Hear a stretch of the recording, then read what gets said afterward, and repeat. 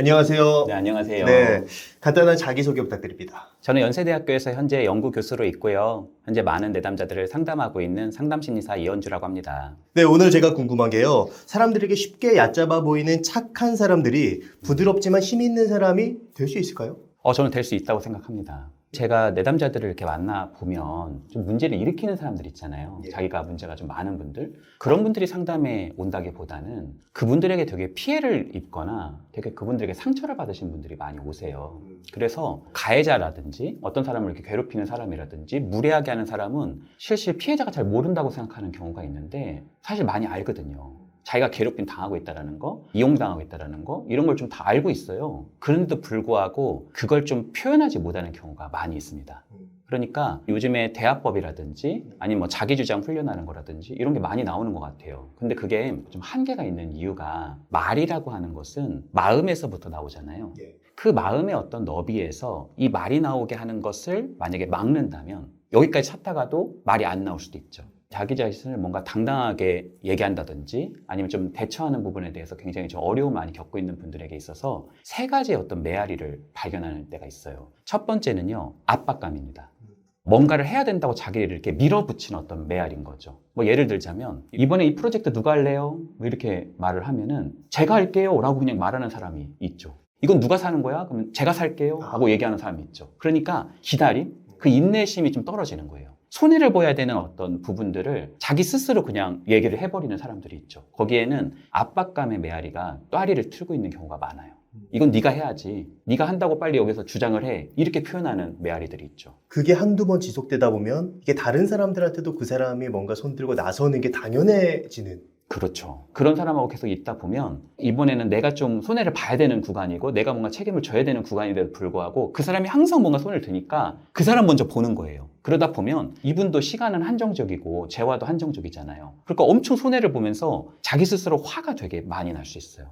왜 나만 이렇게 독박 쓰지? 아니 사람이 몇 명인데 지금 내가 이걸 혼자 다 하고 있지? 왜 팀장님도 이거에 대해서 얘기하지 않지? 이거에 대해서 부담감을 많이 느껴요. 그래서 그거를 뭔가 딱 얘기하려고 또 하면 두 번째 메아리가 또아리를 틀고 자기를 막습니다. 그 두 번째는 어떤 메아리죠? 그게 바로 비난이에요. 비난. 네. 이 비난은 네가 만약에 착하게 행동하지 않으면, 다정하게 행동하지 않으면 너 이기적인 거야.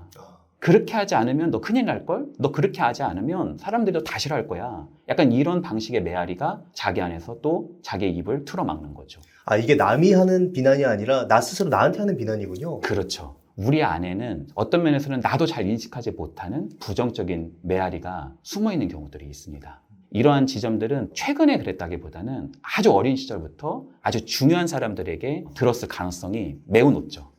예를 들어서 부모님한테 굉장히 사랑받고 싶고 내가 부모님한테 굉장히 인정받고 싶으면 공부를 잘하거나 뭐 다른 걸 할 수도 있을 텐데 그러기가 좀 만만치 않잖아요. 네. 그럼 많은 아이들이 선택하는 방법 중에 하나가 뭐냐면 되게 착하게 행동하고 뭐든지 자기가 먼저 나서고 또 스스로 뭔가 항상 자기는 괜찮다고 표현하고 자기 화를 누르고 이런 패턴들이 많이 있어요. 그리고 세 번째 메아리는 관계적이어야 된다는 거. 사실은 부모님들이 만약에 자기한테 압박감을 많이 주었고 비난의 메아리들을 많이 심었다 하더라도 내가 내 주장하는 사람이고 나에 대해서 얘기할 수 있는 사람은 좀 그런 게 덜 할 수 있어요. 근데 타고난 부분도 있고 환경적으로도 되게 관계 중심적인 사람들은 이러한 압박감과 비난에 대해서 맞서기보다는 그것을 순응하고 그냥 따라가는 경우들이 있죠. 어떤 이 세 가지의 메아리가 복합적으로 작용하게 되면서 자기의 목소리를 내는 데 있어서 조금 저해 요소가 될 수가 있죠. 결국에 이게 다른 사람들한테는 내가 착한 사람이다 라는 인식을 받을 수는 있겠지만 나 스스로가 나를 계속 올가매는 네. 그래서 계속 인간관계에서 스스로 힘들어지는 이런 패턴을 보일 것 같은데 이렇게 왜곡된 착한 사람 많은 사람들이 이거 내 얘기야? 라고 생각할 수 있겠지만 자가 테스트로 분명히 내가 이런 류의 사람에 속하는지 네. 확인할 수 있는 방법이 있을까요? 임상에서 오면은 좋은 검사들이 있죠. 근데 이제 그런 검사를 만약에 하기 어려우신 분들을 위해서 제가 쓰는 몇 가지 핵심 질문을 좀 말씀드려봐도 좋을 것 같아요. 첫 번째는 내가 유독 다른 사람의 부탁을 잘 거절하지 못하는 사람이 있어요. 내가 좋은 거면은 사실은 이거 당연히 하죠. 근데 이 부탁이 나한테 분명히 손해가 되거든요. 그런데도 그 거절을 하지 못하고 그거를 그냥 떠맡는 경우가 있습니다. 이 부분을 한번 일상생활에서 점검해봐도 좋을 것 같아요. 그리고 두 번째는 내가 화라는 감정이 있어도 그거를 표현하지를 잘 못하는 사람. 화라는 감정이 올라와도 그것을 항상 꿀꺽 삼키면서 그것을 표현하지 않는 사람. 그러니까 다른 사람이 보기에는 이 사람이 화난 줄도 몰라요. 항상 밝고 항상 괜찮다고 그러거든요. 그리고 세 번째는 항상 다른 사람에게 내 주장을 좀 하지 못하고 다른 사람의 비위를 항상 맞추는 사람. 이 세 번째 질문은 다르게도 얘기할 수 있는데 다른 사람이 나를 보는 그 모습과 실제 나의 모습 사이에는 괴리가 있는 사람. 다른 사람은 지금 굉장히 내가 기쁘고 즐겁고 항상 신나는 일만 가득하고 그렇게 볼 수 있는데 사실 내 속마음은 그렇지 않은 거예요. 속은 지금 굉장히 썩어 들어갈 수 있는 어떤 측면이 있는 사람, 이런 것들이 자기 자신이 자기 주장을 하지 못하게 만드는 중요한 질문이라고 말씀드릴 수 있겠네요.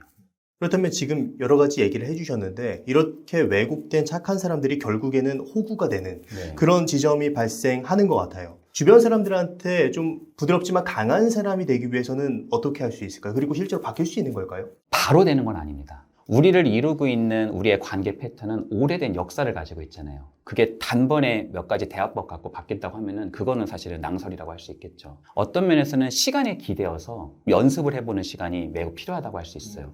인간관계는 사실 배우는 겁니다. 그리고 연습하는 부분이라고 말씀을 좀 드릴 수 있어요. 가장 중요한 포인트가 뭐냐면 첫 번째는 자기 내면을 다루는 것이 매우 중요할 수 있고요. 그 다음에 그 내면의 근력을 토대로 자기를 뭔가 주장해 볼 수 있는 것을 다양한 상황에서 연습해 보는 게 필요해요. 예를 들면 이런 게 있어요. 누군가에게 무례하게 하거나 무례한 어떤 부탁을 하는 사람들이 항상 반복되거든요. 한두 번 하는 게 아니라 계속 그러는 경우가 있어요. 그러면 그 환경 가운데 내가 진입을 할 때 그분은 똑같은 패턴을 또 하게 될 거란 말이에요. 그러면 그 상황을 미리 예견해보고 끊임없이 연습을 해보는 거예요. 그렇게 말할 땐 내가 이렇게 말을 해봐야겠다. 이렇게 말할 땐 이렇게 말해봐야겠다 라고 스스로 시뮬레이션을 하고 그런 연습을 하는 것이 매우 필요하다고 할 수 있겠죠. 사실 우리가 어떤 무대가 있을 때 무대가 되게 불안하면 자기의 어떤 본 모습을 보이기가 어렵잖아요. 그러니까 내 스스로가 되게 불안한 상황 가운데 놓여 있으면 내 주장을 하거나 당당한 나의 이야기를 하기가 되게 어려울 수 있어요. 그러니까 나 스스로를 돌볼 수 있는 그런 장이 매우 중요하다고 볼 수 있겠죠. 예를 들자면 이런 부분이 있어요. 또 내담자분이신데 장녀였어요. 근데 어렸을 때 부모님이 자꾸 이혼한다고 그런 거예요. 아버지는 자꾸 나가시고 부모님이 자기네들끼리 소통을 안 하고 아이를 통해서 소통을 하는 거예요. 심지어 뭐 거짓말도 해요. 아빠는 그런 말 하지도 않았는데 자기가 가서 아빠가 막 엄마를 사랑한다고 했다. 엄마한테 이거 하라고 했다. 뭐 이러면서 자기가 왔다 갔다 하면서 그런 허브 역할도 하고 심지어 자기 동생도 돌보고 결혼하고 나서는 남편도 이제 문제가 많은데 남편도 돌보고 자식까지도 돌보고 있는. 그 상담도 왜 왔냐면 자녀 문제 때문에 왔어요. 자기 문제 때문에 자녀가 지금 뭔가 문제 행동을 하고 있다고 생각을 하는 거예요. 그래서 끊임없이 자녀에 대한 걱정을 하고 있는 그런 내담자한테 제가 물어본 적이 있어요. 공공님이 이렇게 우리 아이는 굉장히 많이 챙기고 돌보는데 우리 공공님은 좀 누가 좀 돌봐주는지 우리 공공님 마음은 좀 누가 좀 이해하고 있는지 이런 부분을 제가 물어본 적이 있었거든요. 이분이 뭔가 건드려진 거예요. 그래서 굉장히 펑펑 울었던 그런 기억들이 있습니다. 사실 많은 분들이 아마 어렸을 때부터 그 느끼시는 부분이 있을 텐데요. 이 용어를 한번 잘 생각해 보세요. 부모는 아이를 닮고 아이는 부모에게 담겨요. 돌봄의 주체가 부모라는 거죠. 근데 참 이게 이상한 게 부모가 아이를 돌보지 않잖아요. 그러면 나 안 돌보니까 내 마음대로 살 거다. 이게 아니라 자기가 부모를 돌봅니다.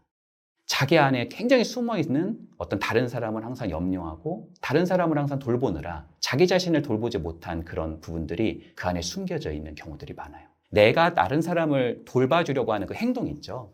그거를 자기 자신한테 주는 게 되게 중요합니다. 스스로를 위해서 나만을 위한 맛있는 음식을 나에게 줘보는 거. 나도 한번 좋은 옷을 입어보는 거.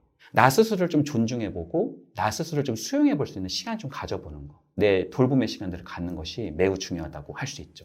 그런 식으로 지금 내 마음의 토대를 마련하는 작업을 먼저 해야 된다라고 말씀을 해주신 건가요?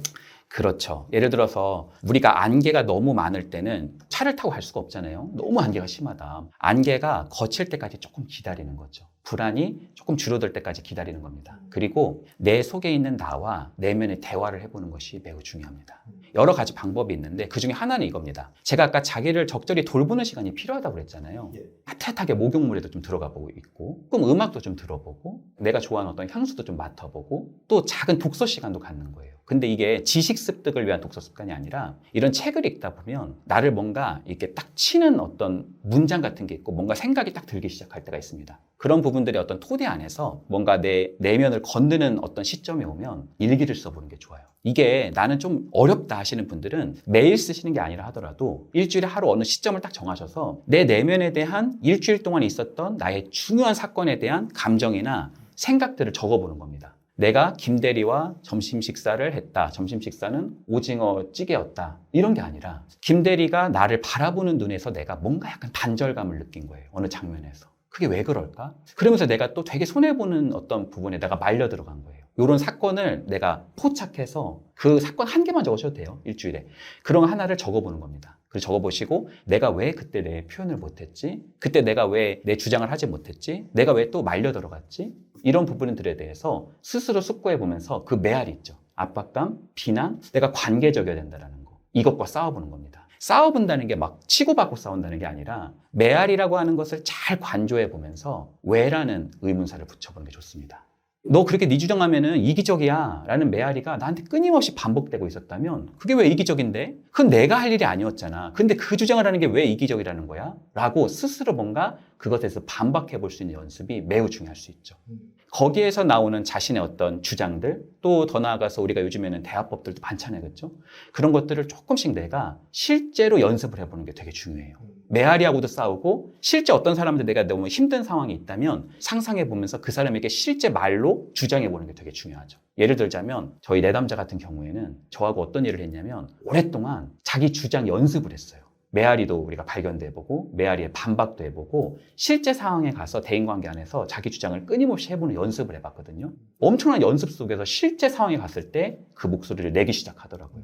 정말 박수를 쳤던 그런 기억이 있습니다. 결국에 나 스스로 나의 발판을 만드는 그게 저는 약간 이런 느낌으로 받아들였어요. 0 곱하기 100은 0이잖아요. 그렇죠. 그런데 1 곱하기 1은 1이잖아요. 네. 100을 곱해도 0, 1을 곱해도 결과가 완전히 달라지듯이 네. 나의 토대를 아예 마이너스에서 0으로 그리고 0에서 플러스로 만드는 작업을 하는 거다라고 네. 느껴졌거든요. 맞습니다. 자기가 지지받지 못하는 환경 속에서 자기가 되게 비난받는다. 내가 압박감에 지금 둘러싸여 있다. 항상 너는 착해야 된다. 야, 너 참 착하지. 아유, 넌 역시 착하다. 이런 패턴 속에 우리가 둘러싸여 있다 보면은 아무리 자기 주장을 하려고 하더라도 그게 목소리가 안 나올 수 있어요. 기어 들어갈 수 있고 그냥 또 한 번, 그냥 한 번, 이번만 참지 뭐 이렇게 하고 보내는 경우들이 굉장히 많거든요. 그래서 그 장의 토대를 바꾸시고 그 메아리에 대해서 반박해 보시고 또 그것을 지지해 줄 수 있는 여러분의 소중한 관계들이 있다면 그 사람들한테 오히려 좀 지지도 받으시면서 목소리를 좀 터트릴 수 있는 그런 장이 되었으면 합니다. 사실 그 목소리라고 하는 것도 대단한 표현이 아니에요. 약간의 자기 욕구를 표현해보는 것, 자기 상황을 말해보는 것도 대단한 어떤 용기들이 필요하다라고 말씀드릴 수 있겠네요. 제가 이제 유튜브 댓글을 보면은 그렇게 하라고 해서 똑같이 이렇게 했는데 오히려 분위기가 이상해지고 나만 이상한 사람 됐다. 네. 그리고 그게 다시 나한테 상처가 됐다. 그런 식으로 내가 만들어지지 않으면 아무리 좋은 걸 배워도 악순환이 반복이 되는 것 같아요. 네. 그래서 지금 말씀해 주신 대로 나의 토대를 만들고 점프할 수 있도록 무언가 이제 발판을 만들게 되면 그때부터는 내가 실제로 배우는 것들 그리고 익히는 것들이 진짜 나를 위해서 긍정적인 효과를 만들어낼 수 있는 여지가 되지 않을까라는 생각이 들었어요. 아주 중요한 부분입니다. 사실은 화를 참고 있잖아요. 이 참고 있는 건 없어지는 게 아니거든요. 예. 이건 언젠가 풍선이 터지듯이 한번 터집니다. 그러니까 어떻게 보면은 감정 조절이 안 되는 거예요. 지금 내가 화내야 되고 내 주장을 해야 되는 시점에서는 다 참다가 어느 시점에서 클릭이 되면 갑자기 화가 폭발해서 나가는 거죠. 그러니까 적절한 순간에서 조금씩 나를 지켜나가는 연습은 끊임없이 필요하다라고 말씀드릴 수 있겠네요. 내 주장을 하는 걸 막 이렇게 얘기했다가는 다 꼼짝 못할 것 같은데 이렇게 못해요. 자기는 보통. 그렇게 하시는 분들은 보통 이 채널 아마 듣고 있지 못할 가능성이 있습니다. 왜냐면 뭐 자기는 지금 거절을 하는 거는 뭐 전혀 문제가 아니고 오히려 막 다른 사람에게 막 무례한 부탁을 하는 사람도 되게 많거든요. 아무런 뭐 걸림돌이 없이. 우리가 그런 사람을 너무 따라가려고 하기보다는 적절하게 자기의 방어선을 지키고 적절하게 자기 말을 하는 연습들을 좀 해보는 것이 매우 중요할 수 있다. 그리고 여기에는 반드시 연습이 필요할 수 있다라고도 말씀드릴 수 있겠네요. 또 이제 외부에서 계속적으로 나를 그렇게 비난하거나 또 내가 그런 사람이기 때문에 그럴 수밖에 없는 행동을 하는 경우도 있는 것 같아요. 그렇죠. 그래서 외부에서 그런 어떤 공격이 네. 들어왔을 때는 좀 내가 어떻게 반응을 하는 게 그나마 네. 좀 괜찮을까요? 만약에 여러분 주위에 여러분을 비난하고 갉아먹는 사람들로 가득하다면 그런 사람들을 조금은 거리를 두시는 게 매우 중요합니다. 내 인생에서 어떻게 보면 주연은 나잖아요. 예. 심지어 감독도 납니다. 그러니까 누구를 강등시킬 건지 중요한 조연에서 덜 중요한 조연으로 하는 것은 내가 하는 몫이거든요. 그래서 이런 사람들을 조금 멀리 뒀을 때 그 공간이 생깁니다. 그 공간 속에서 내가 그렇게 친하진 않았는데 괜찮은 사람들이 있어요. 그런 사람들에게 내가 조금 더 접근해서 그런 사람을 조금 더 친밀한 관계로 삼으시고 너무 비난하는 사람들은 조금 거리를 둘 수 있는 연습을 점진적으로 해보는 것도 매우 중요하다고 할 수 있겠죠. 그런 토대 안에서 사람이 많이 바뀔 수 있다고 저는 생각합니다. 오늘 이현주 교수님을 모시고 왜곡된 착한 사람들의 특징과 나를 조금 더 건강하고 단단하게 만드는 방법에 대한 이야기를 나눴습니다. 그럼 오늘의 심리학은 여기까지 하도록 하겠습니다. 좋은 말씀 해주셔서 감사합니다. 감사합니다. 감사합니다.